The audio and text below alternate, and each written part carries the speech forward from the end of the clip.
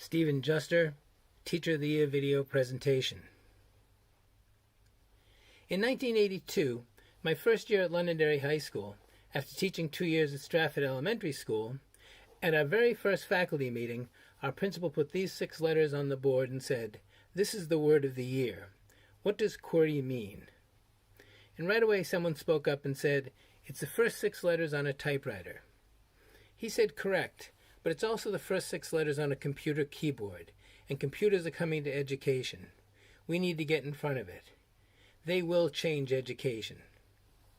Though it was 38 years ago, he was a bit prophetic, but I did not anticipate that this would become my classroom.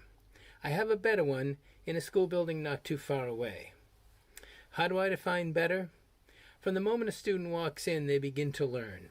They learn about me, seeing pep rally items and posters from our past hair donations on the wall. They see the American Cancer Society wig bank in one part of the room. They see posters for films and literature we'll explore together, coming attractions, if you will. They see a full-size pine box coffin a student made for a science fiction course project on Dracula, and they see a welcome note on the board. They also have already seen me at the door greeting them, excited about what they'll bring to the table. Things have changed. Now, dramatic pullback. Here's my classroom, these keys, and of course, the world of knowledge behind them. But for this, dramatic moving it back up again, we'll focus on the keys. They're my way of letting my students know I'm here. I'm listening to their intellect, their doubts, their disappointment. I get excited when they create new knowledge. I show concern when they've done less than they're capable. In short, I listen. Very much the same as in our other classroom. One of the great satisfactions of remote learning is when a student sends along a question through Google email or through Google Classroom or an email, and I can answer them right away. That makes me feel like they know I'm right beside them. And questions come at all hours. A student may have siblings on the same computer, and 5 p.m. is their school time. I have to be flexible and understanding.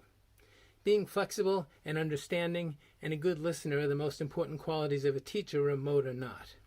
Remote learning doesn't really change any of that. It just takes us from oral speech to the typed word. And Zoom is nice, and Flipgrid, but I try to use them sparingly. I worry about burnout on those, and I think teachers who meet too often have a sense they can replicate school on Zoom. Remote learning is not a classroom.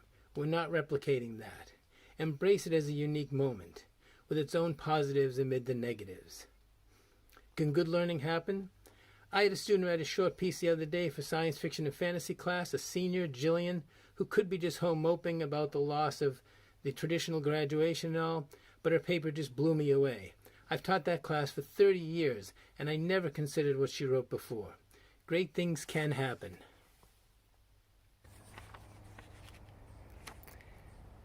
There's a reason why the builders of the pyramids and the walls of the pyramids don't depict any drawings of the pyramids being built. I think they were just too busy building. I'm not sure anyone's had time to reflect on remote learning as it happens. Speaking of the pyramids, Ancient Mysteries is our last unit, and here, in front of this decrepit shed, I tore up some brick steps to film myself building a ramp. I haven't filmed it yet. That'll be coming in a week after we finish Dracula. To try and replicate the ramps leading up to the mastafas in Egypt. I'm trying to do it using Tefla, a clay. Mine's New Hampshire clay, theirs is Egyptian, but hopefully my students get the idea, and they'll enjoy watching my efforts playing in the dirt trying to build a ramp. I'll also try the mixture on the side of the shed, as well as I can, to test the ramp theory. We'll see how it goes. Again, the classroom's become a lot of places now. Here, looking up at the sky, some final thoughts. Remote learning, through detailed comments on papers or Google Classroom posts, is really a love letter to education. Baseball can't figure out how to start up. The NBA and the NHL are befuddled, but we have a way. We keep the joy of learning and the admiration of intellect alive. Not perfect, but alive. In a classroom, in our case, in Londonderry, of 42 square miles and a little bit of Hooksett. It's a big classroom to decorate, but we'll get it done. And as the old writing adage says, Done is better than perfect. Thank you for your time.